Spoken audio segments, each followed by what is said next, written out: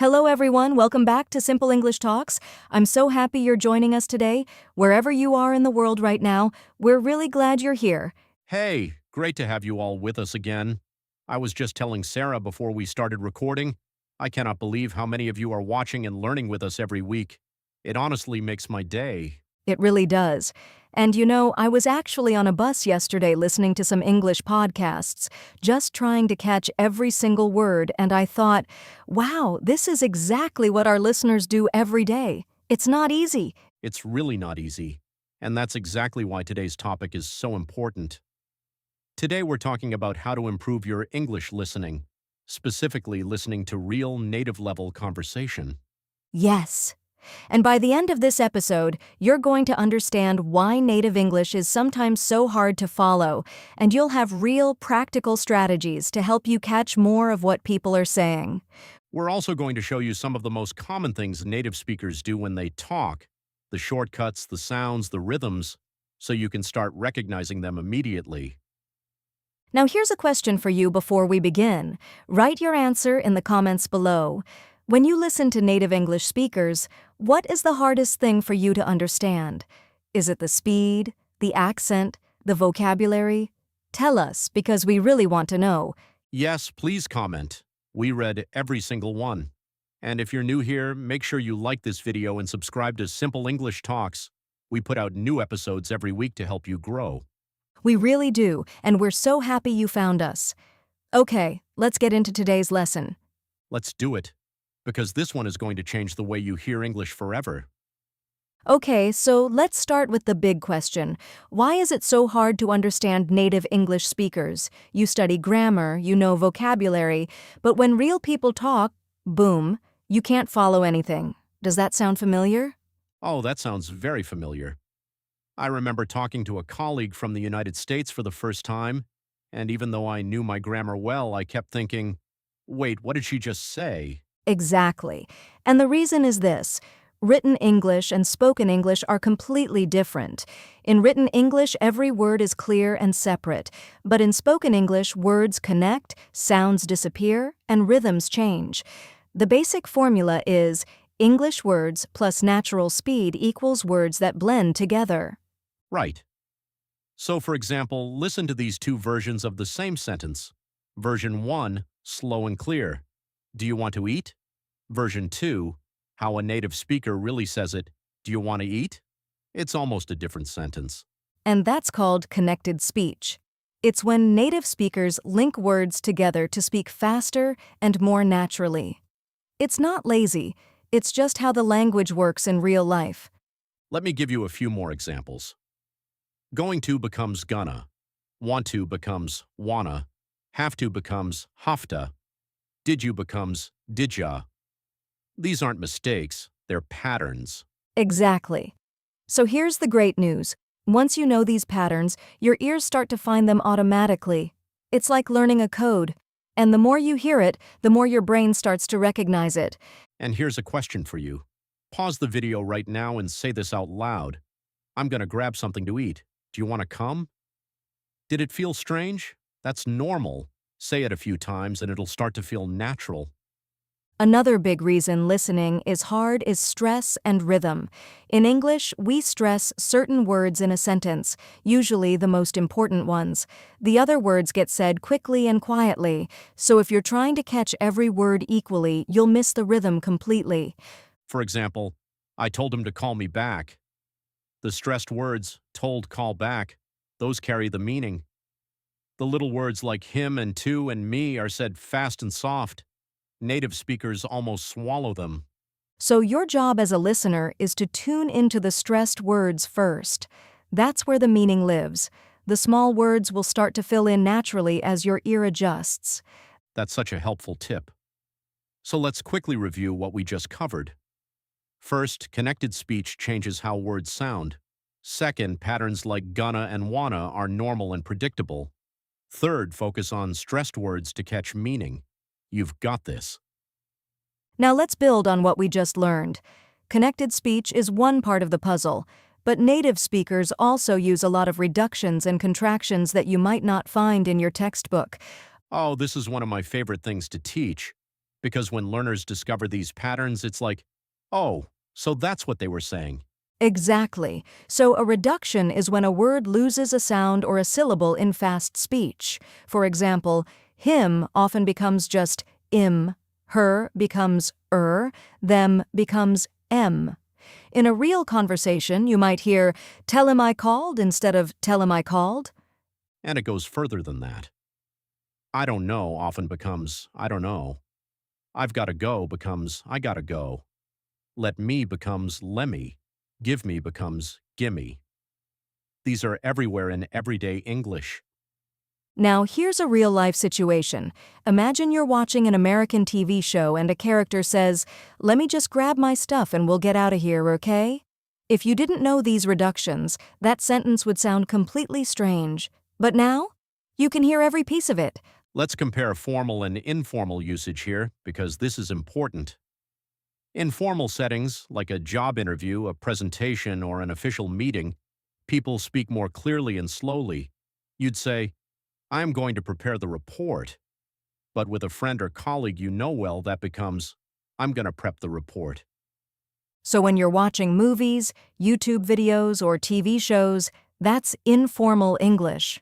That's where all these reductions live. But when you're in a meeting or listening to a formal speech, things will be slightly clearer. Here's a quick practice activity. I'm going to say a sentence the informal, natural way.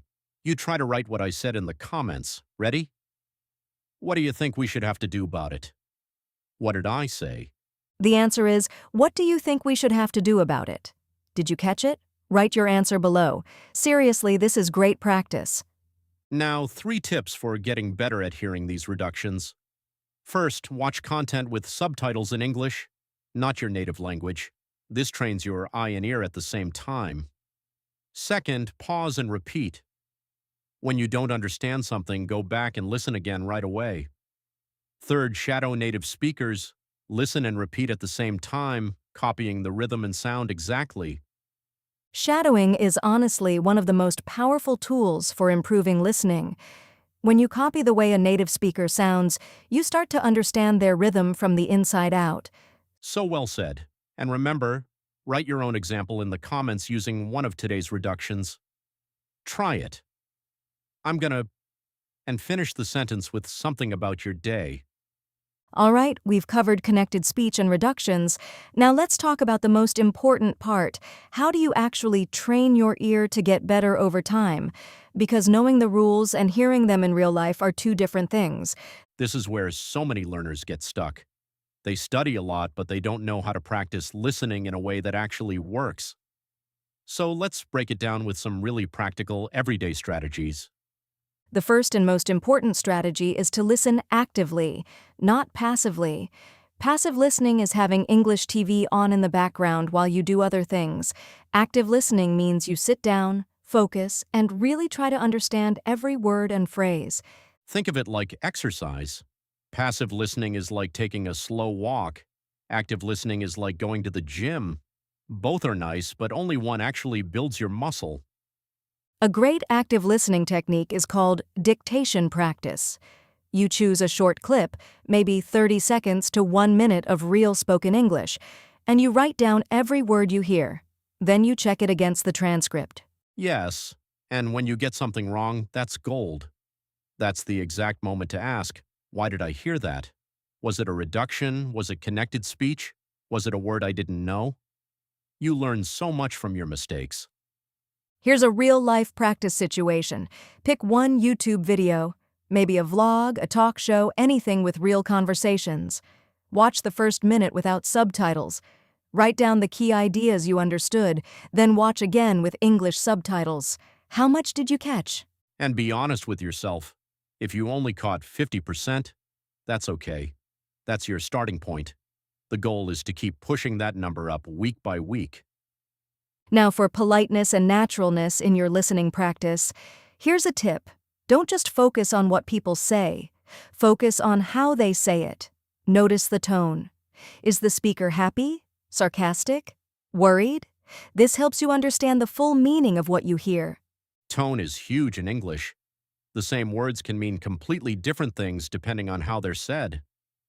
Oh, that's great can be genuinely excited or totally sarcastic. And the difference is all in the delivery.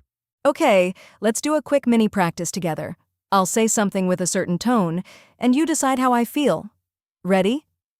Wow, thanks for telling me. Hmm, that sounded annoyed. Like maybe you found out something late that you should have known earlier? Exactly. You caught the tone perfectly. That's the kind of listening you want to develop. Reading between the lines, not just the words.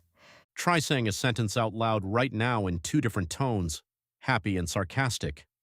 Say, oh, that's really helpful. Feel the difference?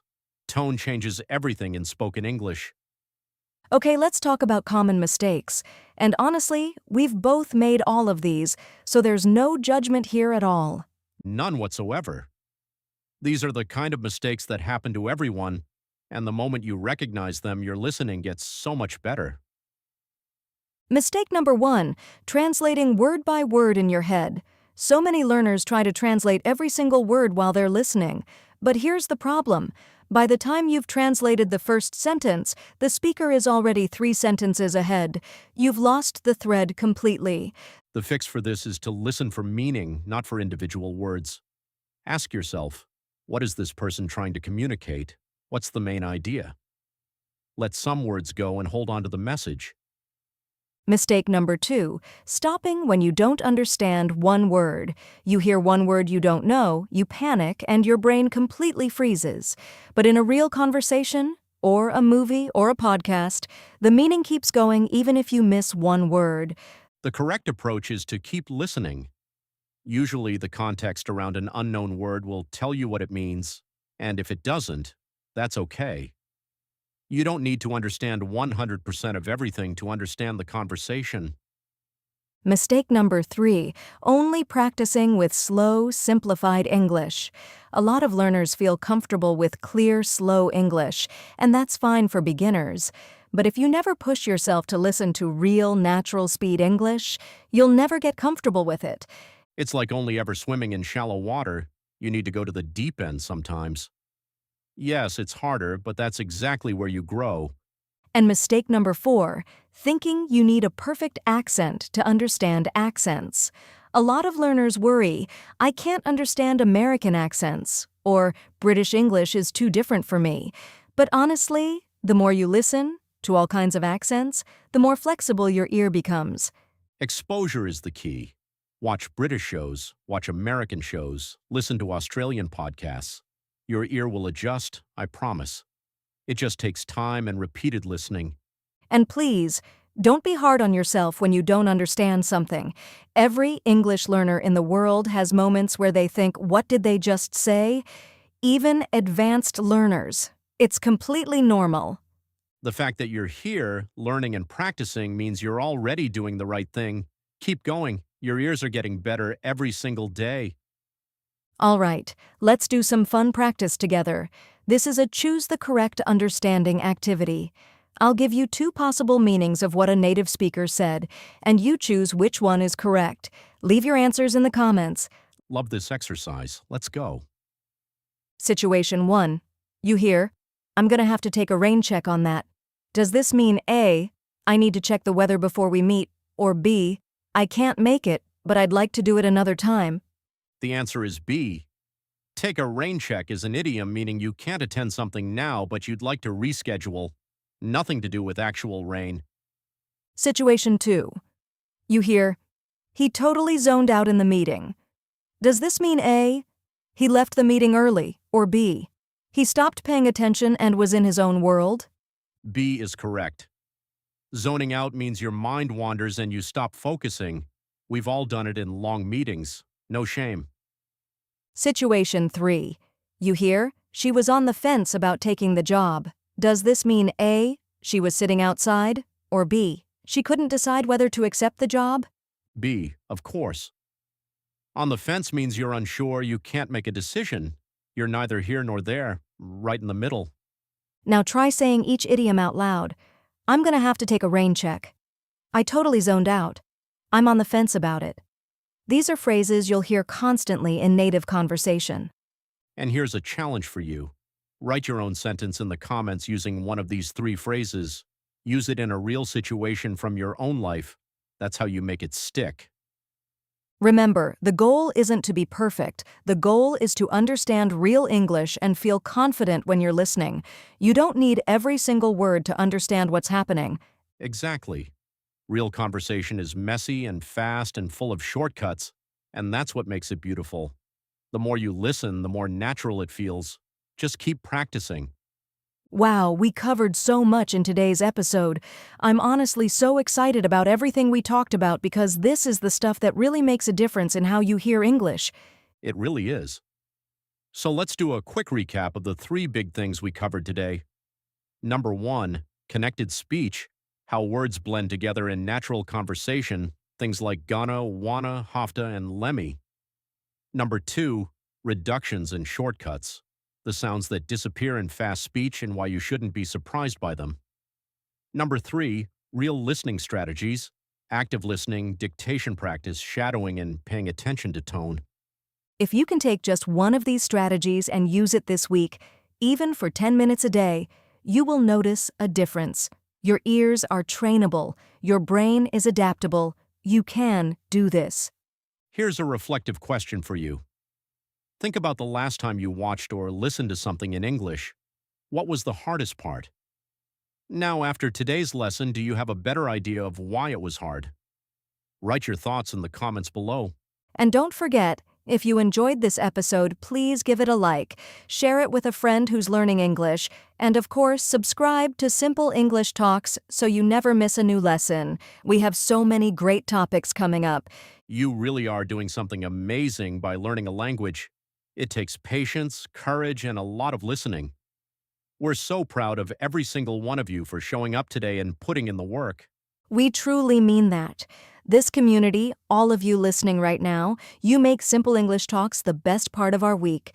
Thank you so much for being here with us today. Keep listening, keep practicing, and we'll see you next time.